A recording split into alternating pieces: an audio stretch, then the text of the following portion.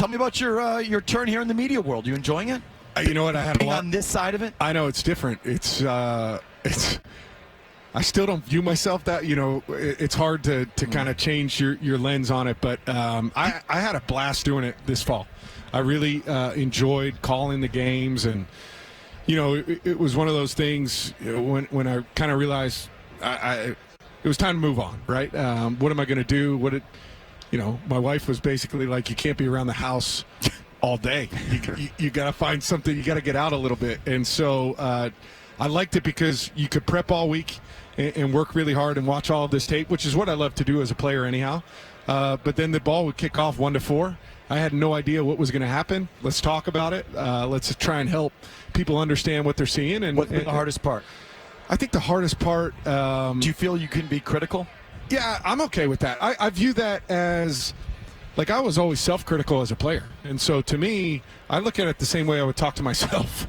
You got to make that play, and it's really, that simple. I don't think there's a way to be critical without being malicious, right? Like you don't have to like ruin people, but you better call it like you see it. I mean, because if you're not calling it. And so I kind of view it the same way I would view reviewing tape of my own games. This was good. This wasn't very good. I got to be better at this. Be matter of fact about it. That's the way I see it. Okay, you're still in Atlanta. We were just talking off the air, so I'm sure you still follow the Falcons closely and probably have good contacts there. Were you surprised Belichick didn't end up with the Falcons? I know there was, it seemed like there was energy that was going to happen. And in a lot of ways, I thought a lot of it makes sense, right? You've got a team that, in my opinion, is pretty good. They're good on the defensive side of the ball, good offensive line. I think they've got pretty good skill positions. They needed to solidify the quarterback position. I think if he would have gone, they would have gone in the veteran direction, right? I don't think it was a bring a young guy in, see what he can do 5 years from now. I think it was a short window type of deal, and I think ultimately, for whatever reasons, on either side, it lost steam. And I'm actually fired up for the Falcons, for the guy that's coming in Raheem Morris. He was a coach on our staff in Atlanta for 6 years. I think he can do a really good job down there, and he's going to be good for that facility. And he understands kind of the inner workings of the building. Every building's different. Every operation. I saw it firsthand. 14 years in one spot and then get to Indy, and I'm like, okay, this is just neither good nor bad, just different, in how it operates. And I think there's a team that's ready to win, and when you bring a guy in that understands how the building operates, I think that allows for continuity and a chance to get off to a fast start. There seems to be a general sentiment coming out of there that the concern was like restructuring the whole thing because of Bill. Yeah. That the only way you can do it is to hand him everything, and that wasn't going to work in Atlanta, be it because of Rich McKay or what have you. Did you get any of that sense? I wasn't, listen, I didn't sit in the meetings. I didn't hear what was asked. And I've always thought, I've heard a lot of things misreported, from when I was a player to know that you don't really know exactly how it was going to shake out. From an outsider's perspective on it, I think that, you look at it and you say, okay, how long would Bill really have been there, right? And if you're looking to get this organization going back in a direction where you want to sustain success for a long time, blowing up that building and kind of bringing in a bunch of new different things for maybe a 3 or 4 or 5 year stretch. And then you have to do it again. And then you've got to do it again. And you're right back at the same place you were 4 years prior. I'm not sure who ultimately decided that wasn't the right direction to go, but at least from my perspective, that was the kind of thinking. Matt Ryan joining us here. Have you done any work or taken a look at the college quarterbacks coming out? And obviously it's a big thing in New England because they're going to be in line for one of them. What do you think of Daniels or May? You think those guys are legit? Yeah, I haven't done the deep dive, the Mel Kiper, Todd McShay deep dive on these things. But in passing, I've seen these guys play. I think Jaden Daniels is as intriguing a prospect, I think, with a ceiling that is extremely high, right? In his ability to run the football, be dynamic that way. He throws it, very well. I think the size might be the concern, right? But to me, the rules have changed. and the ability to hit the quarterback is not the same as what it used to be, and the protection for the quarterback is different than it's ever been. And so I think you look at those things and you have to factor those in. Is it as big of a deal right now as it was 15 or 20 years ago? I'd argue probably not. So I think he's one of the most intriguing prospects. I think you look at a guy like Drake May. I think the tools are all there. It's a question of, does the production match the tools from the college? And what was the reasoning for the production not matching the tools in that situation? I think you got to take all of those things into account. And I think it's kind of the consensus that Caleb Williams will be gone by the time New England picks unless they go for it and try and make a trade. Would you be concerned with his some of the stuff that gets, the crying in his mom's lap? And you've heard some of these things after a big loss. He said, I just want to go home and curl up with my dogs and watch my shows and all that sort of stuff. Would you be concerned about that if you were a team? I think with the deep dives that they do and the digging into all of our personal lives, they're gonna look into it, right? and they're gonna take a deep dive into this and find out if they think he's the right guy for that. If it was me in those situations, I'd have to find out more.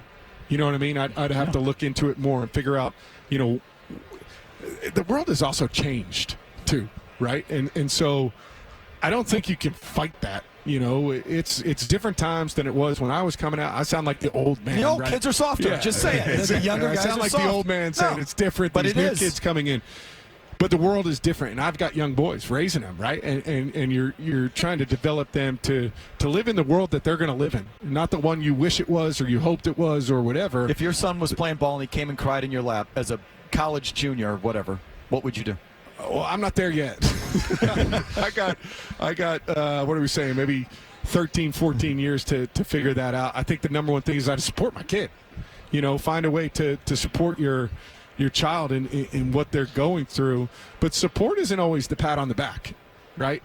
Sometimes it's the hard conversation or the, hey, come on, you gotta go do this too. So I try and find the best way to support them in whatever I'm doing. But the point is, you would ask more questions. There's enough there for you to say, I want to know more because there's enough there for me to ask about it. Yeah, absolutely. But that's with any of these guys, though. Yeah. It is. You have got to know what you're getting in these situations. From personality type, work ethic, ability to play, ability to connect with teammates, ability to be coached, ability to lead. Like I want to know everything I can possibly know about these guys before bringing them in. So I'd be diving deep on all of them. Former Falcons and obviously Boston College quarterback Matt Ryan joins us here on Radio Row. Matt, I'm sorry to do this to you, but I just have to. How often do you think of 2nd and 11, New England 23-yard line? I got the game sheet in front of me, so I got it right. Yeah. 2nd and 11, New England 23-yard line. Okay. Up 28-20. Oh, yeah. After Julio's catch. 3:56 left in the game. Yep. And you go back to pass and get sacked 12 yards. Do you ever think of that? I hadn't thought of it in 7 years, man. Dude, is that something that keeps you up? Does it keep me up now? No. Is it stuff that occasionally you're like, man, it could have gone differently. When you think of that, so gone very differently. When if I were a Falcons fan and I were thinking about that game, that's the play that I pick because you guys run the ball there, kick the field goal, you're up 11 points. The Pats have burned their timeouts. There's 3 and change left. That pass play that was called. Yeah. That would be my biggest second guess.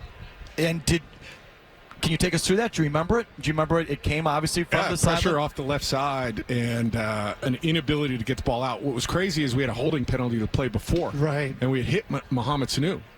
We threw it twice in a row. I mean, we had hit him. And so did you think of changing it?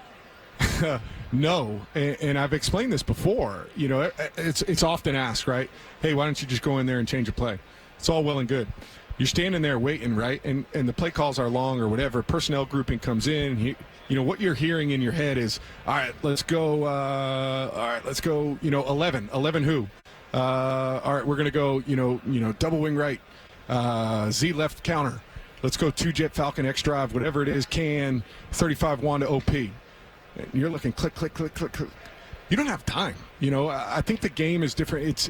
It's everybody, it's not, it's not the old days where you're calling your own plays and there's not a level of complexity to it, the length of these things. You're getting this fired in. You're looking at the clock. You're going to this. You're operating. And also from the player's perspective, I'm like, I'm going to make this right regardless. And that's what I always look at. Like, was there a way for to get the ball out? I don't think there was. I've thought about that, a lot. But protecting the football is also critically important in that situation as well. So, yeah, I haven't given it much thought. I'm sorry. I'm sorry. I don't know how we get you on here and not bring that up. It's a tough one. I get asked about it all the time. I mean, it's like, come on. Well, so look, Shanahan's back now again. Yep.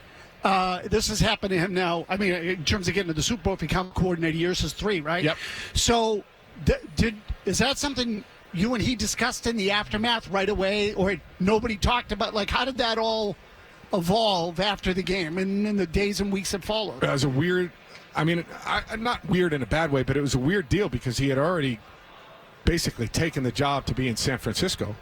And so, it happens, and you then get back to Atlanta. I had to go in. I missed the team meeting post Super Bowl because I was in the doctor's office. I had MRI, like all of us, we were all beat up at the end of the year, and mine ended up taking longer because they found something, whatever. Yeah. So I end up being in this MRI machine longer. I don't get back until later. He's already gone, so I didn't see him, and he was off. I mean, as he should be, right? He had taken this new job. He was off, getting dialed in for what he was going to do in San Francisco. So, no, there wasn't a whole lot of hey, we should have done this, we should have done that. Now, when I've seen him since, every once in a while, it's like, hey, man. I look at, and he's the same for me. We've got a great relationship. I look at the head coach. The head coach is on the headset. The offensive coordinator is thinking about the personnel and the play, and this is my view. The head coach is in charge of time, score, timeouts, overall game management. No, we're going to run it here. He hears it. No. 2nd and 11, we kick a field goal. We're up 11 with 3 minutes left. We're running this. That's what I look at Quinn. And that's. Listen, that's fair criticism in the NFL, particularly given the kicker that we had. Matt Bryant was automatic, right? Like, this guy, I was so lucky to have him most of my career because he was a guy that we always felt like if the ball got over the 35-yard line and we needed 3 points to win, game was over. He had a big leg, too, yeah. He had a big leg. He was clutch. I mean, he would knock in over 50-yard kicks for game winners left and right. And he was like the saltiest guy. He was the best kicker because he was kind of a prick. and so, like, I loved it. It wasn't like don't talk to me, don't do this. It was like, I'm knocking this thing through. Like, just get me to the 38. Okay. It's over. Enough of that. I'm sorry again. I apologize going there real quick. We only have 2 minutes left. I want to ask you quickly about Boston College and then get to the ALS stuff. Yeah. As a BC alum, are you concerned? Bill O'Brien would feel like a home run hire. Do you think they have the resources to get him to compete at a high level in college? As a BC guy, are you worried about their ability to compete on all these levels? Yeah, I think it's getting increasingly difficult, and just that's the current climate of college football. And it's not just BC, right? It's the gap between, like even for me, competing against Clemson when I was there, we beat them 3 times. But the gap of what they can pay and how deep their pockets are is significant.